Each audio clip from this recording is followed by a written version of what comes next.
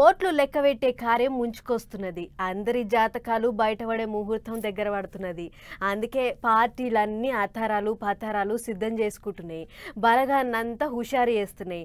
ఓట్లు లెక్కబెట్టే నాడు అట్లుండాలే, ఇట్లుండాలే అని అందరినీ కూసోబెట్టి మాట ముచ్చట్లు చేస్తుర్రు పెద్ద లీడర్లు. అందరికందరూ అస్సలు తగ్గొద్దు అన్నట్టే తయారైతుర్రు. మీటింగ్ల మీద మీటింగ్లు పెట్టి క్లాసుల మీద క్లాసులు తీసుకుంటుర్రు.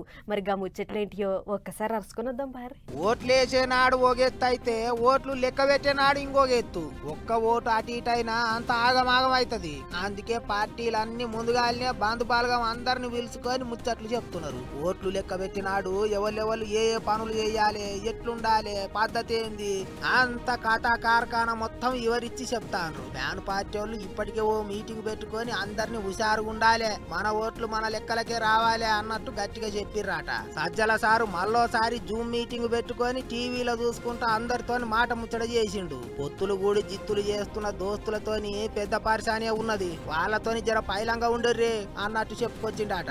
అన్నేమో గాని పోస్టల్ బ్యాలెట్ కాడ ఏమన్నా కిరికిరి పెట్టినా పెడతారు, అట్లా కాకుండా చూసుకోండి రే అన్నట్టు ముందుగానే జాగ్రత్తలు చెప్పిండట సజ్జల సారు. ఒక్క ఓటు కూడా అటు ఇటు కావద్దు, రూల్స్ పాటించాలి, కౌంటింగ్ ఏజెంట్లు మస్తు హుషారు ఉండాలి అన్నట్టు చెప్పుకొచ్చిండట. తెలియని ముచ్చట్లు ఏమన్నా ఉంటే ముందుగానే తెలుసుకొని అని కూడా చెప్పిండట.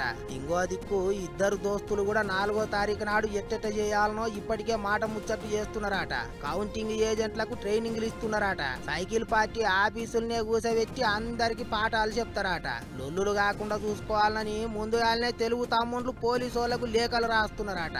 మరిగా వాళ్ళకి అసోంటి ఆలోచనలు ఏమన్నా ఉన్నాయో మనకైతే తెలియదు గాని పోలీసు వాళ్ళు మాత్రం లొల్లులు చేసిండ్రంటే లాగులు చినుగుతాయి అన్నట్టే హెచ్చరిక చేస్తాండ్రు. ఎట్లయితుందో ఏమో మరిగా.